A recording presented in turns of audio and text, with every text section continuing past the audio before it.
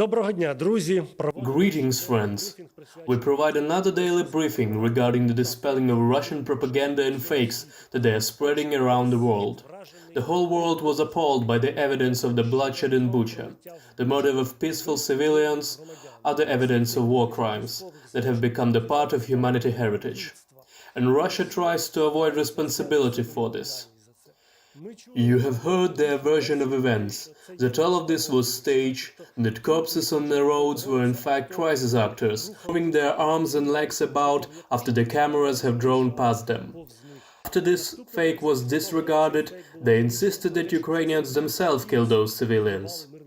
Now to support this narrative, they used their agent in other states, in particular in America. As an example, on Russian propaganda media Russian Today, a video was published with an interview of a person that to Russia's narrative around the world. He said that this was an operation carried out by Azov, that this was a false flag operation. We're talking about an ex-employee of the Pentagon, Mikhail Malov, that in fact for the number of years enjoyed close working relations with Russian state propaganda machine. To support the party line that Ukraine is to blame for murders of civilians, in Bucha he stated, quote, "The fact of murders of civilians in Bucha should be investigated by the UN." Why was this stated? To seed doubt on the trustful recollection of the events presented that have shocked the world. If we would try to find out who is this Mikhail Malov, he is a radical right-winger with ties to publication Walnet Daily. Before that, he worked as an analytic for a controversial department of the Pentagon, the Office of Special Plans, that among other things provided wrongful intelligence to justification of military intervention in Iraq. In December of 2001, he was deprived of his security access and went on indefinite vacation for his tie to Irano-Lebanese businessman that was implicated in illegal weapons sales to Africa in another hotspot of Liberia.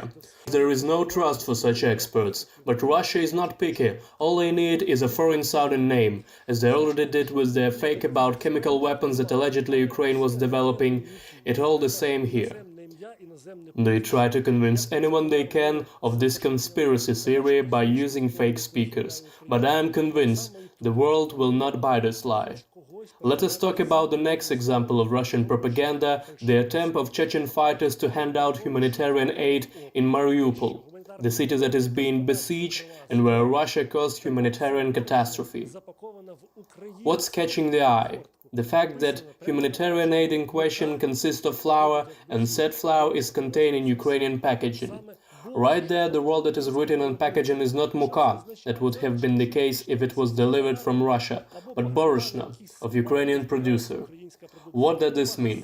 This means that in fact Russian aggressors either robbed the warehouse with Ukrainian produce or the store, and then what they have marauded, they now hand out to people as a humanitarian aid from Russia to appease poor people that are still residing in Mariupol despite these terrible circumstances.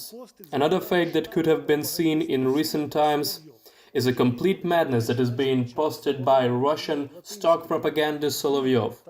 So he reports that due to alleged ban in Ukrainian of Latin letters V and Z, symbols of Russian invasion, now the name and surname of Vladimir Zelensky is being written using W and S. He also attached illustrations supporting this fake.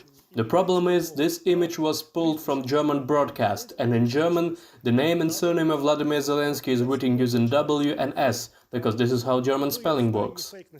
And the last fake for today is the attempts by Russia to show that there is a support for their actions on the territory of Ukraine, that the world is sympathetic towards Russia and that Russia is a victim of these circumstances.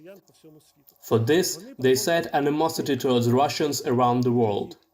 They use fake demonstrations and rallies, auto rallies as was the case in Berlin, and small number of their admirals in Athens. But of course, after they hold any sort of gathering, they try to play the violence on Russians' card. Specifically, they report that during the rally in Athens, there was an attack on a 7-year-old girl by Ukrainians. Yet another story about the crucified boy. Before that, they spread the fake that in Germany, alleging that a Russian-speaking boy was attacked by Ukrainian nationalists. Quote, in Athens during the Auto Rally for Peace, Russia and Greece, the group of Ukrainians have beaten 7-year-old girl. They have blocked a road by 2 cars and then grabbed the Russian flag from the hands of my daughter and hit her with a flagpole. Of course, no confirmation from the police, local human rights organizations. There are no such confirmations. They are fakes being created on purpose without citing names, but just eyewitnesses and gossip, with a singular purpose to invoke at least a little bit sympathy for Russians during the aggression of Russia against Ukraine. And of course, except Russians, no one buys this lie. Friends, we keep discussing and dispelling fakes, so keep calm, think critically, trust Ukrainian armed forces, Ukrainian media and Ukrainian political leadership. All will be well.